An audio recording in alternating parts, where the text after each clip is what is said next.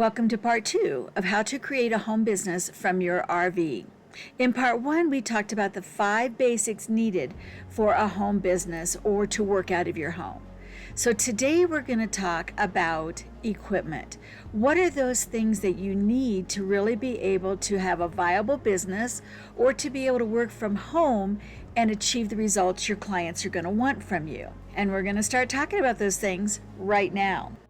Whether you are in your retirement years, heading there, or nowhere close, we have great things to share with all stationary RVers, and many of our tips work for nomad RVers as well. So stay tuned for this week's amazing tips, tricks, and tested products. Now, I've had a brick and mortar business, so a lot of the things I'm going to share with you today, I have because I brought those into our RV home. You don't need all these things. And what I'm really hoping this will do is while you think through of some of the different tasks and responsibilities and projects you will do for other people, that some of these recommendations might come in handy for equipment that you'll need in your RV. And I'm trying to show you the ones that are a little bit less expensive as well. Okay, so let's go ahead and begin with the Wi-Fi and internet. Now I am going to be doing a whole video on particularly your internet connection and why this is so important and what you might do in your RV to make it as strong as possible. But at minimum, you need to have a router or something that will allow your Wi-Fi connection to happen within your RV. Now, depending on how strong your Wi-Fi connection is, you might need some different kind of booster. I have found having a booster in our bedroom works really well because while our connection is strong in our living room area, it's not as strong in our bedroom. Another reason why you might want to have a very strong internet connection is if you use your big screen TVs in your RV for business or for pleasure for internet watching as well. But if you want to be able to stream things either from Roku or from your Amazon account, perhaps with a Fire Stick, or from your Google account or your Google Play, even applications from your computer, you might need a Google Chromecast adapter. Now you might think that phones are a bit passé. And to a certain extent, they are. I mean, it seems like we communicate via Zoom on the computer. We do a lot of texting, and we don't do quite as much phone calling as perhaps we might have done with businesses in the past. However, there are still times when a phone works better than a cell phone, perhaps a landline or voice over IP, and that's what this is. I had this in my brick and mortar business, and the advantage here is that I am able to either talk with somebody using this specific phone, or I can answer that same phone call or initiate those same phone calls from my cell phone when I am not in the office or if I am in the office. So we're going to talk more about how that works and what those options are in another video. But I just wanted to show you that, still having a phone, a physical phone in your office, depending on the business, can still be really viable. So let's talk for a few minutes about computers, monitors, and accessories. So again, depending on the kind of business that you're going to run from your home and the amount of space you have, all these equipment pieces are going to have to accommodate each of those pieces of criteria. How much space you have and the type of business that you're going to be running from your home. So one of the things you are going to need, though, is a computer. Most of us have one. You don't need to run out and buy a brand new computer to start your business. You can start it primarily from where you're at.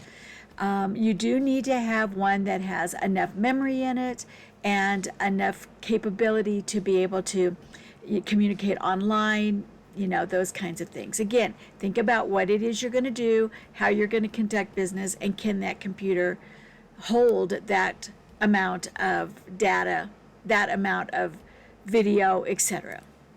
So in my case, I have a desktop computer tucked away underneath my desk, and it has a pretty large capacity. And I also have a couple hard drives where I save some of my data as a backup. Plus I have a cloud backup system as well. All of these precautionary kinds of things when you have a business is really important so you don't lose your data. So I have the main computer, but I also use at times a laptop. I also use a tablet. The tablet I use more for just, because it's a little bit older of one, and I use that more for just checking emails. I don't really use that for high performing kind of activities. And then I also have a separate monitor. Now, the monitor I have on my desk is really large, and I can separate it into different sections, and that makes it very easy for me then, rather than having more than one monitor, to be able to have more than one screen on this giant monitor. However, when I'm using the laptop, I can use an individual monitor connected to that laptop, which gives me the laptop screen as well as then a separate monitor screen. There have been times when I've actually had the laptop with the monitor and a double screen on my desk to make all this work. Now, as far as accessories go, again, you don't have to run out and buy anything new, just pretty much use what you've already got. If you are using a separate keyboard, I particularly like this one. It has a really great touch pad to it. It's got a cover that comes with it. It is wireless, so I can move it around. I actually have this writing board that uses a vis-a-vis pen, so I can make notes, but I can also put the keyboard up there when I don't want it in my way and I need to have the desk to write with. Just very versatile. It also has a little tray that you can pull out that you can have little notepads in, or if you needed a paper clip or something like that. You can also purchase this particular one with the mouse, or you can use the mouse separately. Now, I do find that the mice tend to go out quicker than the keyboard, so this is actually a different mouse that I have purchased to use with this keyboard. I haven't purchased a printer in quite a while, so I hesitate really recommending one. I have tended to pretty much stick to HP printers in the past, but I do feel like while it's really important that we all try to use as little paper as possible, and the ink is so expensive on these printers, a scanner really is essential when you are working for other people. There are times when you can't necessarily email a copy of what you have. You need to either scan it or take a photo of it, and the photos don't always come out really clear. So make sure whatever you're using that you do have the capability of scanning a document. I do want to take the time to mention that depending on your business, there are other kind of printers that you might need to be purchasing, or cutters in this case. Those of you that are very creative and have the capability of designing might want to think about purchasing something like this Cricut Joy. There are people who have started Etsy businesses just by purchasing one of these little Cricut Joys. They're less than $100 when they're on sale, maybe a little bit more than that now because everything's gone up in price. However, you really can have a business from your RV by designing all kinds of different things. Now, one of the things that I do with my coaching business is when I have a annual subscriber, I provide them with a box full of goodies that have my logo on it. So these are some pieces that I've made with the logo. And here's a couple other things that I've done in my home. I've used it to make a sign for my kitchen to remind people that small things are great.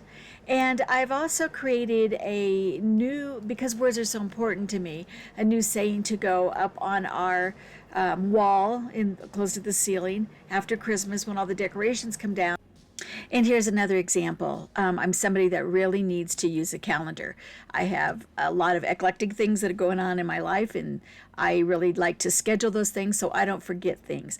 But I also like things to be very visual and entertaining almost. So in my calendars, I use stickers, and stickers is a big business on Etsy. I have a little sticker here with Izzy's little picture on it, and a friend of mine actually drew that picture for me, and then I just copied it off and put it on this little sticker paper so that I could use it in my calendar. But I know people who are wanting all kinds of different sayings and scheduling things, and you can find tons of them on Etsy as an example that you might want to try your hand at doing a calendar business as well. I want to hear you and I want to see you. So that's why audio-visual equipment is so important. I love these Impow headphones. First of all, I use them sometimes when I've got Bob and Izzy in the back making noise, and it helps to keep the distractions down for me. I also use them when I'm editing these videos. They have a really good speaker on them, and they have really good sound quality. But I don't use them when I'm on like a Zoom call or something of that sort. Now, when I'm on a Zoom call, I'll use the smaller set of Impow headphones. They don't have a microphone on them, but then I will use a separate microphone at that time. They have good quality for me to be able to hear it, but because they go in my ears and they kind of tuck behind my hair, nobody sees it there, on, as opposed to having, this big headset that everybody can see. The other set of headphones that I do use specifically with my phone are these Samsung wireless earbuds. And I'm also using a Blue Yeti microphone. Now, the Blue Yeti microphone has been a staple around for a long time. And if you're going to be doing anything where you don't have a good mic, you might want to really consider that. They're, again, around $100, but it's a really good purchase. I think the thing that I still struggle with more at this time than anything else is lighting. I'm still learning how to make that all work. I've got pretty nice natural light that comes in over my desk, but some real dark corners, and when I'm taking pictures and doing all that, it's just so new to me. I'm still learning. So thank you for bearing with me. But I do want to show you some of the lights that I have purchased to make this YouTube piece of what I do work for everybody. So first of all, I have a couple of task lights. Now I get up really early in the morning, and rather than turning on all the lights out here, I turn on the task lights that just really direct right over my desk. I bought these several years ago at IKEA. I think they were like $7 a piece or whatever. They were very inexpensive. They're probably $10 now or something. But you can't replace the bulbs or anything like that. I mean, once they really blow out, they're gone. But they've lasted for probably around 6, 7, 8 years so far.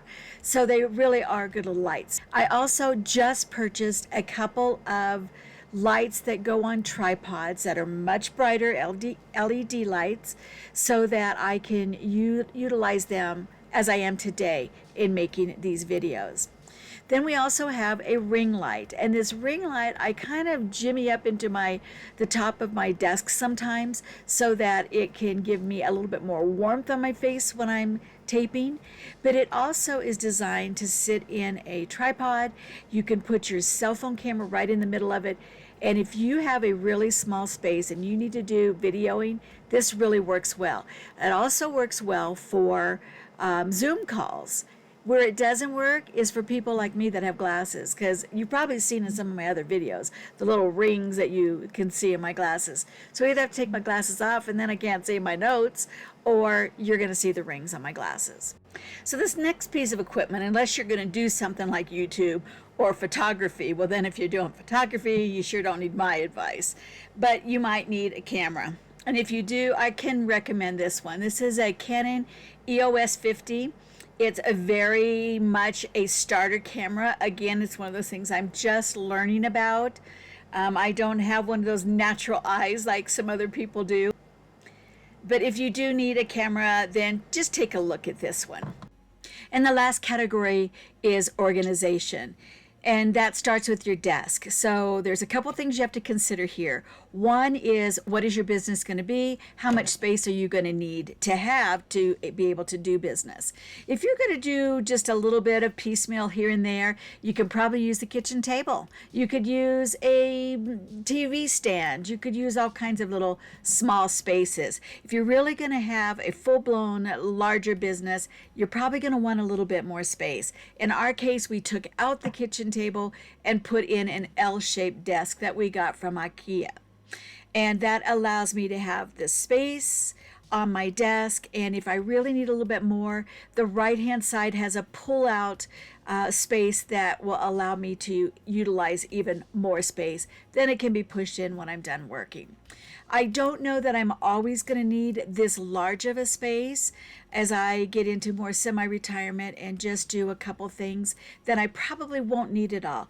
I've also got a credenza on top of it that has a lot of storage space. And what I've done with storage space to make it work for me is to utilize boxes that are labeled, use acrylics whenever possible so I can see what's inside, where my supplies are. I also have a USB stand where I can plug everything in that's possible. I have chargers for both my cell phone and my watches that are plugged in there as well. It is a space that works for me. It wouldn't work for everybody, but it needs to be your space, like this one is my space. I also have below my desk a file cabinet that basically has two drawers, a small one for holding scissors and a few other extra kinds of supplies. In the second drawer, it has my sticker collection for my calendars and other things. And then there is a file drawer. Now, this is something I've been consolidating for quite a while. Like I said before, I'm trying not to have very much paper at all. But every now and then there are some documents that I do have to keep, and I want to have those in handy access, and that's what I keep in that file drawer. Okay, so I've given you an awful lot to think about. And here is the exciting news. Now, if you are serious about wanting to start a business or working from home in 2022, then you can enter our sweepstakes for a 12-week coaching opportunity where I'm going to help you do that. I'm going to help you get that business going. I'm going to help you get off to a start where you can actually get in there and start making some extra money to make your 2022 more financially successful. So here are the things that you need to know. First of all, you can't apply, you can't register for this opportunity until all 4 videos are out. And the third video is all about your internet and your phone. 2 things that you really need to make this work. And I'm going to have some real good suggestions for you. And then the 4th video is all about how to separate home and business. I have an accountant that's going to be joining us to help you talk about keeping your books separate from your home. So here are the things that you do need to know. You do have to watch all 4 videos, so you'll be able to put in your entry on January 7th, not before, because we have to have all these videos out. You have to watch all the videos from the beginning to the end. You have to like the video. You have to be a subscriber. You do have to be serious about wanting to get into business.